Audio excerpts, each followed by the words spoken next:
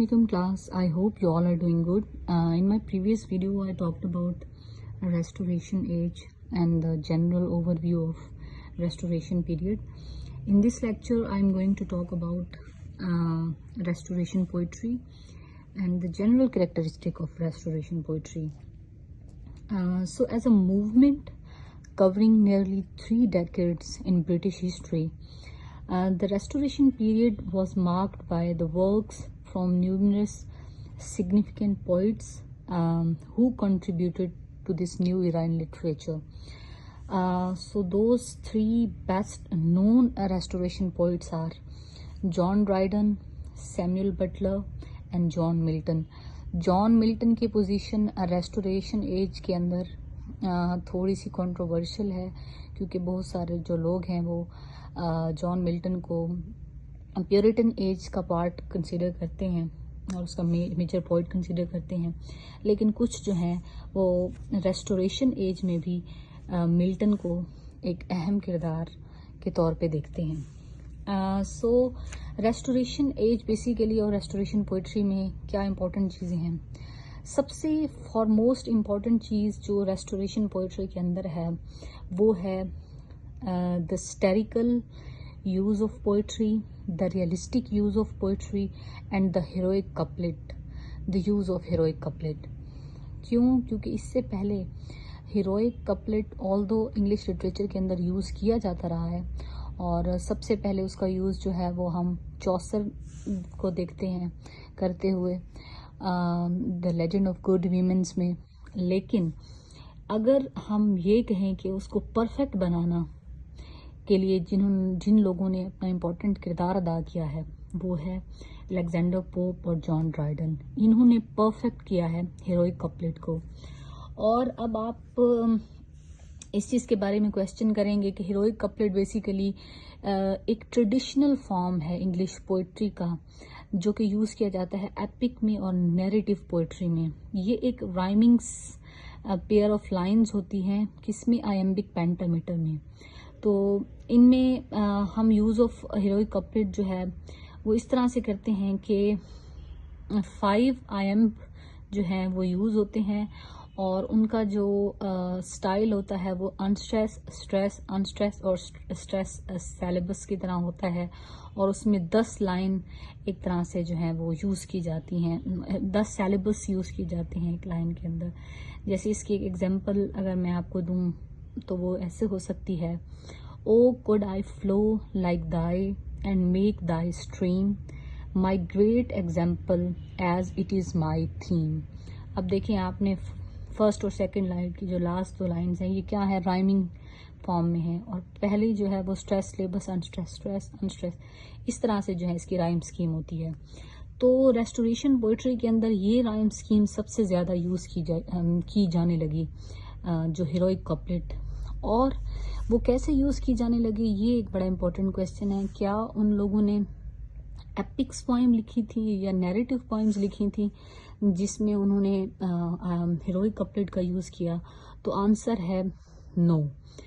बड़े ही trivial themes जो हैं उन्होंने यूज़ किए, बड़े ही अनइम्पॉर्टेंट थीम्स, और उन थीम्स के को एपिक पोइट्री की फॉर्म में सब ने हीरोइक कपलेट की फॉर्म में जो है वो लिखा. तो अगर हम इस पूरे रेस्टोरेशन पोइट्री के पीरियड को देखें तो ये पीरियड जो है ये बड़ा ही आर्टिफिशियल स्टाइल वाला हम पीरियड कह सकते हैं, क्योंकि इससे पहले हम देखते हैं कि जो मेटाफिजिकल पोइट्स हैं उनका जो एक इमेजिनेटिव फर्वर है, एक इमेजिनेटिव टेस्ट है, एग्जेजरेटेड लाइंस वाला, वो हमें यहाँ पे नज़र नहीं आता. दूसरा जो प्योरिटन्स हैं उनके आइडियल्स जो हैं, रिलीजियस आइडियल्स जो हैं वो भी हमें इस पोइट्री में नज़र नहीं आते. बल्कि ये पोइट्री जो है वो सबसे ज़्यादा फॉर्म के ऊपर तवज्जो देती है. इसमें फॉर्मलिज्म कह सकते हैं उसका यूज़, कि जो फॉर्म है वो ज़्यादा मैटर करती है सब्जेक्ट से. यानी आप जो पोइट्री लिखते हो वो लिखना और वो स्टाइल परफेक्ट होना चाहिए, ये मैटर नहीं करता कि अंदर लिखा क्या गया है. آپ کا سبجیکٹ میٹر کیا ہے، آپ کون سے تھیمز یوز کر رہے ہیں، کون سی ایموشنز یوز کر رہے ہیں، یہ چیز میٹر نہیں کرتی، بلکہ آپ کس اسٹائل میں لکھ رہے ہیں یہ چیز میٹر کرتی ہے. اور اس پوئٹری کی ایک سب سے امپورٹنٹ بات یہ ہے کہ اس پوئٹری کے اندر جو پریویس رائٹرز ہیں جو کہ کلاسیکل پیریڈ سے بلانگ کرتے ہیں، ان کو جو ہے وہ دوبارہ سے اسٹڈی کیا گیا، ان کے اوپر ان کی ٹرانسلیشنز کی گئیں، ان کے اوپر لکھا گیا. اور اس پیریڈ کو اگر ہم کہیں کہ 3 پیریڈ کے اندر جو ہے ہم لوگ ڈیوائڈ کر سکتے ہیں پوئٹری کی بیس پہ. ایک پولیٹیکل سٹائرز ہیں جو ہمیں نظر آتے ہیں، دوسرا ڈاکٹرینل پوئمز ہیں یا فیبلز جو ہیں نظر آتے ہیں. ڈرائیڈن نے ان تینوں کا یوز بڑے ہی پرفیکٹ طریقے سے کیا ہے. ڈرائیڈن بیسیکلی پائنیئر ہے پولیٹیکل سٹائر کا، اور اس کے جو سب سے امپورٹنٹ سٹائر ہے جو اس نے یوز کیا ہے وہ ایپسلم اینڈ ایکٹوفل، جو کہ گریٹسٹ ایک پولیٹیکل سٹائر ہے اس کا، جس میں اس نے جو ہے پوزیشن جو ارل آف شیفٹسبری ہے اس کے خلاف یوز کی ہے، اور اس نے ڈیفینڈ کیا ہے کنگ کو، monarchy کو. شیفٹسبری جو ہے یہ وگ پارٹی کا لیڈر تھا، کنگ تھا، اور جو ڈرائیڈن تھا وہ ٹوری پارٹی کو جو ہے وہ سپورٹ کر رہا تھا. تو اس نے ایک طرح سے پولیٹیکل سٹائر جو ہے وہ پرسنل لیول پہ آ کے لوگوں کو نشانہ بنایا، ایک اوور آل تھیم یوز کرنے کی بجائے. اور اسی طرح سے اگر ہم دیکھیں تو ڈرائیڈن کا دوسرا پیریڈ ہے وہ ہے اس کا ریلیجیس پیریڈ، جس کو ڈاکٹرینل پوئمز کہتے ہیں. تو اس کی جو 2 امپورٹنٹ ڈاکٹرینل پوئمز ہیں ڈرائیڈن کی وہ ہے Religio Laici and the hind and the panther.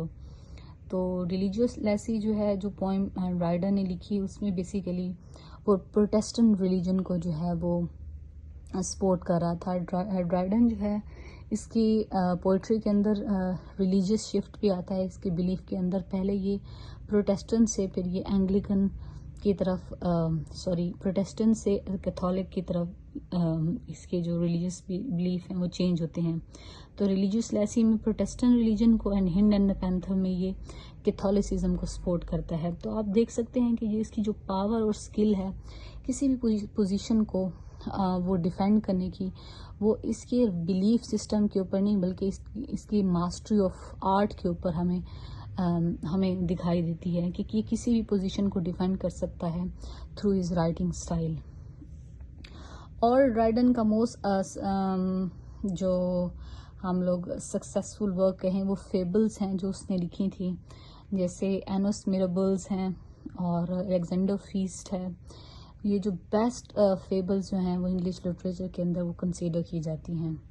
اور دوسرا بڑا ہی امپورٹنٹ پوئٹ اس پیریڈ کا وہ ہمیں سیمیول بٹلر کی شکل میں نظر آتا ہے. بٹلر جو ہے اس نے سرو کیا تھا سر سیمیول ڈیوک کو، ایک کولونل تھا پارلیمنٹری آرمی کے اندر. تو یہ جو تھا بیسیکلی یہ چرچ اینڈ اسٹیٹ کی اسٹیبلٹی کا سپورٹر تھا. اور ڈرائیڈن کی طرح اس نے بھی جو یوز ہے سٹائر کا وہ اپنی رائٹنگ کے اندر بہت زیادہ استعمال کیا ہے.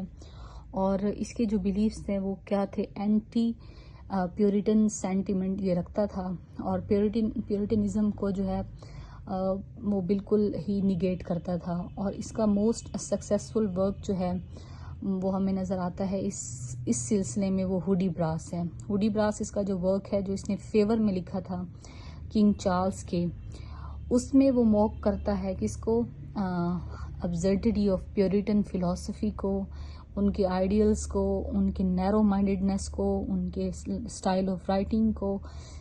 تو یہ ساری چیزیں جو ہے ہمیں اس کے ورک کے اندر نظر آتی ہیں. تو اس طرح سے اگر ریسٹوریشن پوئٹری کو ہم اوور آل دیکھیں تو ہم یہ کہہ سکتے ہیں کہ ریسٹوریشن پوئٹری جو ہے it is kind of poetry جس میں فارم کو، جس میں ریئلزم کو، اور اس میں آرگیومنٹیٹو سکلز اور ایک پرسن کی انٹلیکچول پریسیجن کو زیادہ امپورٹنٹ دی گئی ہے سبجیکٹ میٹر کے اگینسٹ.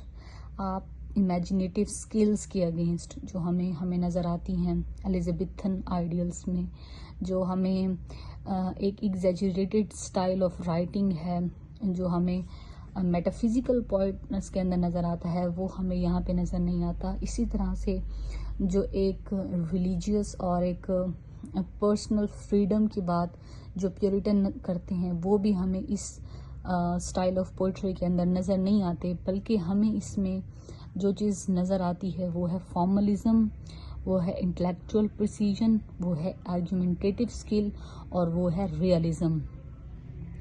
اگرچہ ڈرائیڈن جو ہے وہ گریٹسٹ پوئٹک ہائٹ پہ جو ہے وہ نہیں گیا، لیکن اس نے اس طرح کے ونڈرفل پیسیجز یوز کیے جو کہ بڑے ہی خوبصورت اس کے آرٹ اور اس کی اسٹرینتھ اور ایلیکوینس جو ہے رائٹنگ کے اندر وہ ڈپکٹ کرتے ہیں. اس کی جو پوزیشن ہے وہ زیادہ تر لائی کی جاتی ہے as a great satirist and reasoner in verse. So in fact in these two capacities he is still the greatest master in English literature, and Dryden's greatest contribution to English poetry was his skillful use of heroic couplet, which became the accepted measure of serious English poetry for many years. Thank you.